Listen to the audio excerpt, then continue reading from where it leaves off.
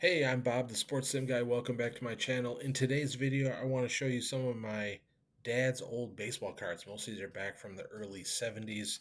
Um, he didn't want them anymore, so I took them. I used to be a big baseball card collector in the late 80s and all the way to about the mid 90s. In 87 to 95, I think I had every complete set tops back then. But I inherited a a good amount of my dad's old cards. Most of these are from the early 70s.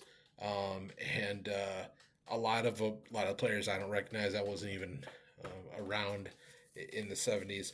A lot of them are not in very good condition. They're bent up and everything. But there's a couple in here that are really kind of interesting.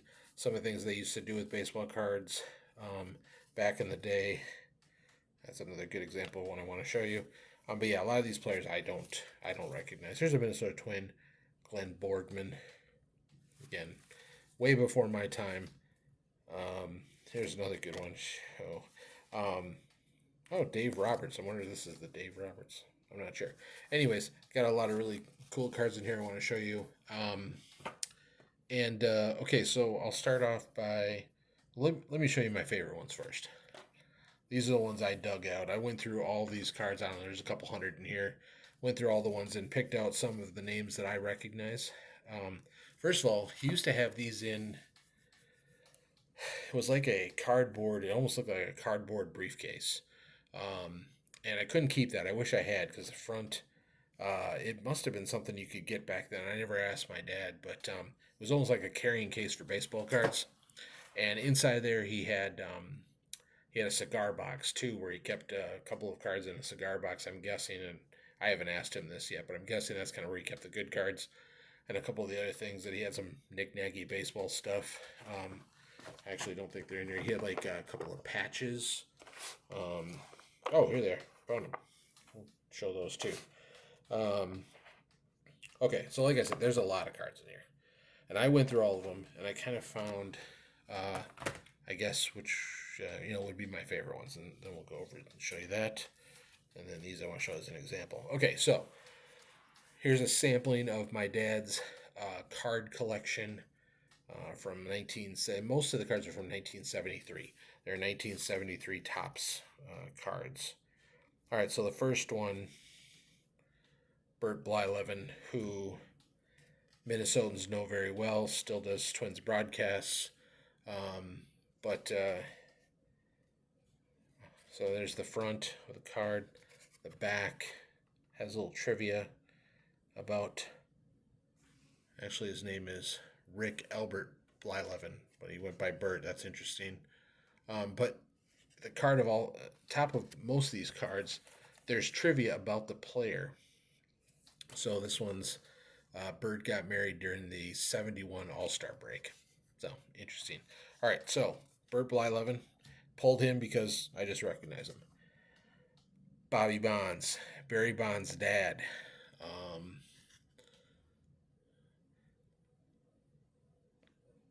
Bobby's hobby is dancing, in case anybody want to know. But yeah, Bobby Bonds. Here's another one, not in very good shape. You can see some of these got damaged by water, just over the years. Willie Stargell. That's a cool card. This is a 1972 tops. 1972. So I'll just show you the difference. 72, 73. That's the style of the cards. I'll save that one. Joe Torre ended up becoming a manager. That's mostly how I know him.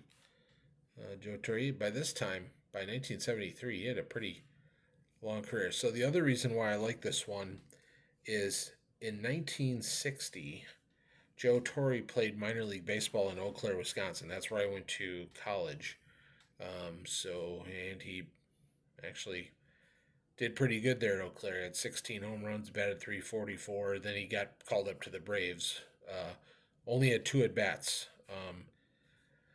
in the 1960 season. So he did get called up from Eau Claire, went to the Braves. Then he went back down to Louisville. Then he was with the Braves for a number of years, 7, 8 years. Then he went to the Cardinals. So 1960, he was in the minors. By this time now, he was in the pros. Raleigh Fingers. Gotta love that mustache. Another cool card from this set. Steve Carlton. Sorry. And again, only pulling ones that I recognize, names that I was familiar with, um, and I do remember that name. Here's another Bert Blyleven card. This one is 1971 tops. And again, you can tell these are not PSA 10s by any means. They are damaged and bent, and the corners are scuffed, but that doesn't matter. That's not why I have them. Here's a good Twins card, Tony Oliva. That's a cool one. Okay, I'm going to save this one and this one. Jim Catfish Hunter. That name I do recognize. So I pulled him too. That's a good card. Okay, Phil Niekro. Now, I didn't know Phil Niekro very well in his playing days, but I did know his brother Joe. Joe Niekro pitched for the Twins at one point in the 90s. Actually, there was a game where I think it was against the Yankees, where he was scuffing the ball, and the umpires went out to examine his, glove, and they had him empty his back pockets.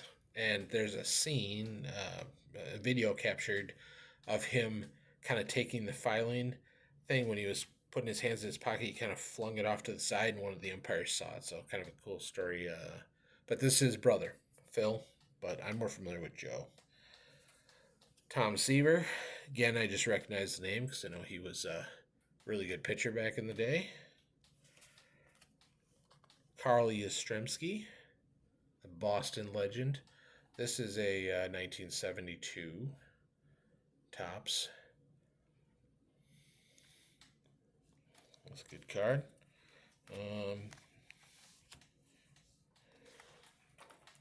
Okay, now for my favorite ones in the stack here.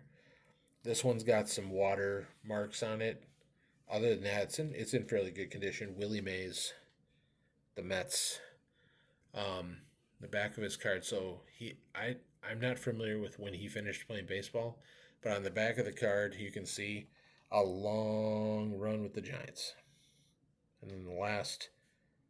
He must have got traded. I'd have to look, but he must have got traded in 1970. Yeah, he must have, because he was at the Giants, had 49 at bats, and then he went to the Mets. So again, I'm not familiar with Willie Mays' history, but I love this card, and it's in fairly good condition too. It's got watermarks here at the bottom. You can kind of see. Okay, another good one. Hank Aaron. It's another good card. Actually, it's in fairly good condition. The corners are a little bent up, but that's Hank Aaron's 1973 Topps card. Okay, and then two of them here, so I'll put one of them over here. Actually, no, I'm going to keep them separate. Pete Rose. I liked Pete Rose as a baseball player. I actually got to see him play because he was with the Reds later in his career, obviously still, and when he was like a player coach and stuff. So I remember seeing some early Pete Rose games in the 80s. Unfortunate what happened. Unfortunately, his passing. But hopefully he gets what's due to him with the Hall of Fame and all that kind of stuff. But like this card as well. And then the last one, which is kind of interesting. So one of my dad's favorite players growing up was Al Kaline from the Tigers. And this is his card.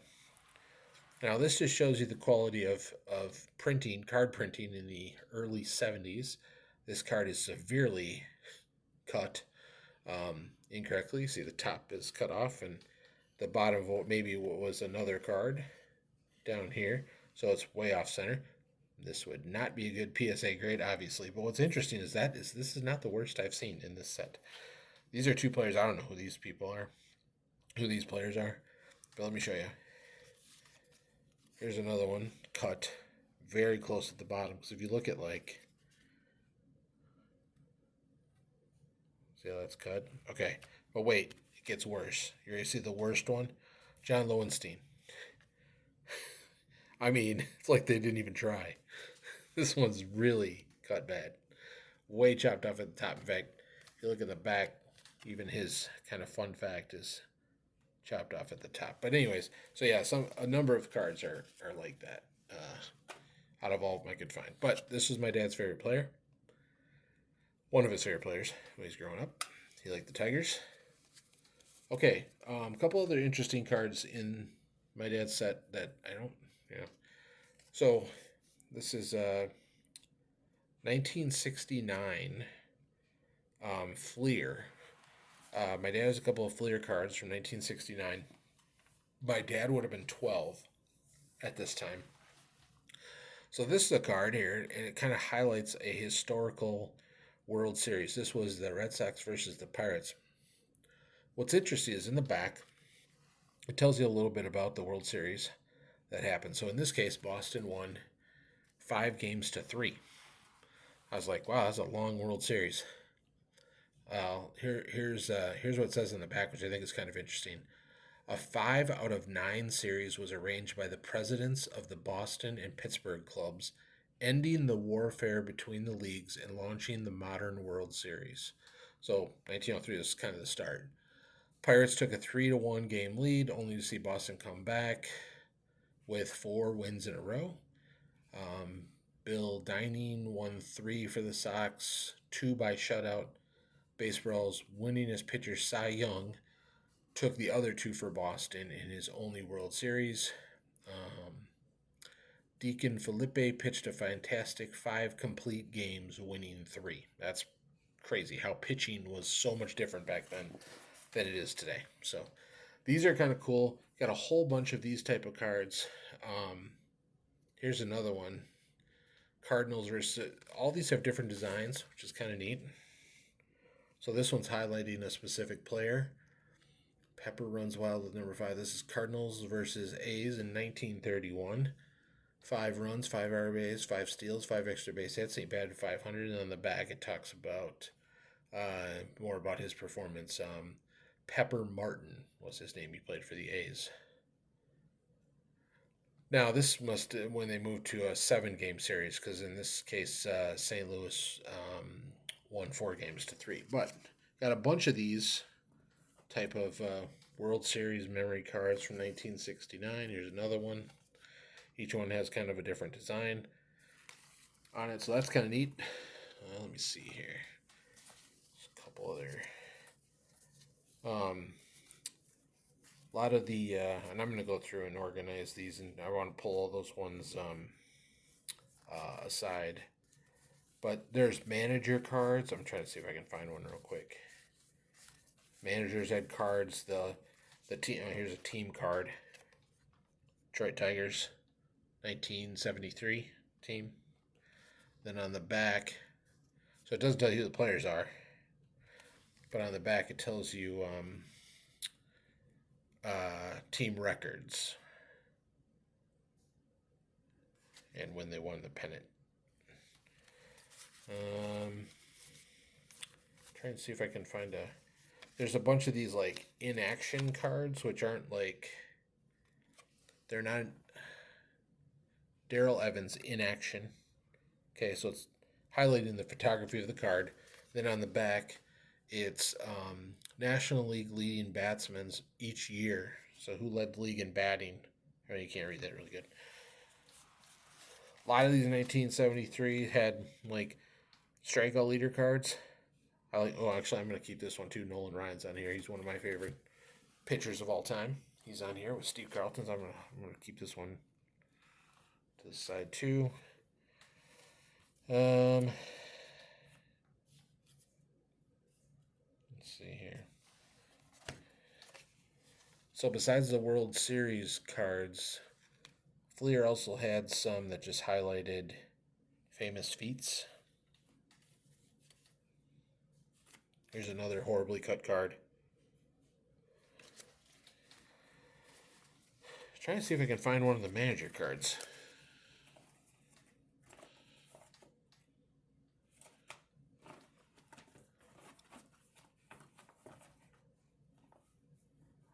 I probably should go through these again because since I started playing Out of the Park and Strat, I recognize a lot more of these names since I went through the first. Okay, here's a manager card. Okay, so Eddie Matthews, manager of the Braves in 1973, along with his assistants and base coaches. You don't see that nowadays. So that's kind of unique, kind of different. All right, so I got a ton of these cards. I'm going to go through these again because there's a lot in here that I bet I would be able to recognize more of. Okay, so there were some other cool things in my dad's baseball card collection from the early 70s. He also had a couple of these really big, thick cardboard cards. And actually, good ones too. Hank Aaron. Okay, so just to put this into context, the size of this card. It's like a thicker cardboard. Okay, so compared to a regular trading card, here's the size difference. So it's quite a bit bigger, as you can tell. Other than that, it looks like a normal baseball card. On the back, stats.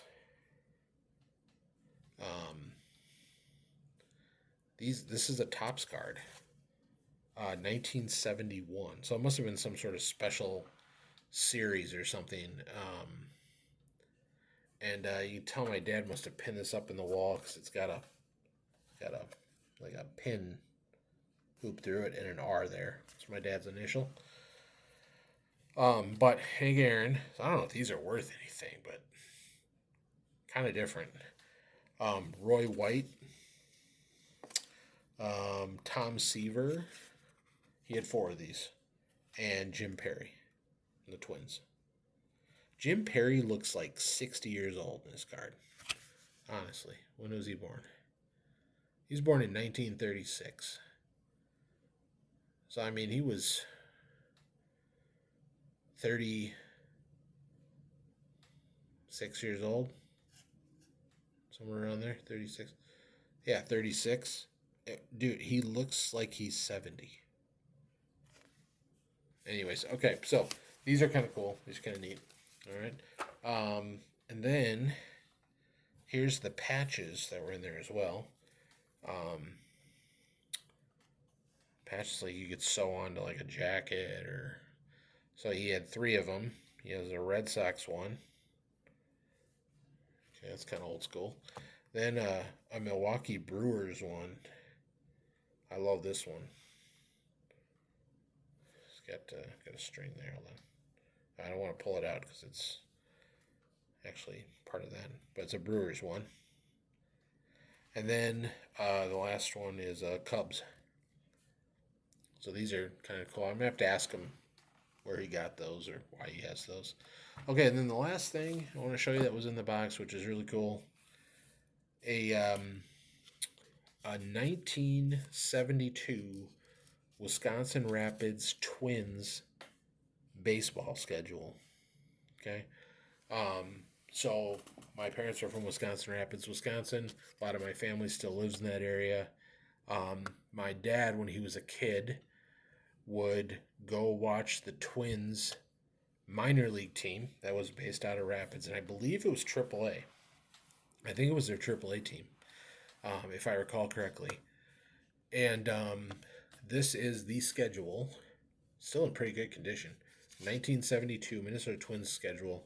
See here, they played at Witter Field. I am actually going to try to make a trip to Witter Field this summer. My dad used to spend a lot of time there as a kid. He used to watch a lot of Twins games. He's telling me stories about how him and his friends would go and they would get bats from the players. The wood bats would break. And so they would take bats home and they would just, nail the crack part of the bat, and then they had that bat, and they would wait out in the outfield for home runs and take the baseball and run because back then the teams wanted the baseballs back. So they would get a home run ball and just run. So I think that's kind of cool. So I want to check out Witter Field this summer. That's on my bucket list for this summer. You can see here at the bottom, to get a season ticket was $30. Now, this is minor league baseball, but still, $30 for a season ticket, not bad. On the inside is the schedule. Now, you can tell this has gotten some wear and tear. On one side, you got the road schedule, and the other side is the home schedule. And they played two parts to their series. You can see here at the bottom. The first half of the season ended June 25th, and the second half opens up June 26th. So it's in fairly good condition. Some of the teams: Appleton, Quad Cities, Cedar Rapids, Burlington, Waterloo, Danville. Those are pretty much all the teams. A couple others. But yeah, this is oh, then on the back, Paper Cities Baseball, who must have been the organization that ran the team. All night games started at 7:30. All Sunday games started at 7:30 p.m. It actually surprises me that games on Sundays were 7:30 p.m. You think they would have been earlier in the day? Double headers, 1 hour earlier. Then it says keep baseball in your home area. Back the Twins. Buy a season ticket. So now the team that plays there at Whitterfield, I think some high schools still play there, but is the Wisconsin Rapids Rafters, who are part of the Northwoods League. They're actually going to be my newest out of the park baseball project is the Northwoods League, but the Rafters are in the Northwoods League and they play at Whitterfield. So my goal is to go check out a game at Whitterfield where my dad used to hang out when he was a kid in 1972, which means he would have been 15, right around there. So, anyways, that's what I wanted to share with you today. My dad's baseball card collection and some of my favorites, my favorite picks out of his collection from names I recognize. And that's all I had for you today. So we'll see you in the next one.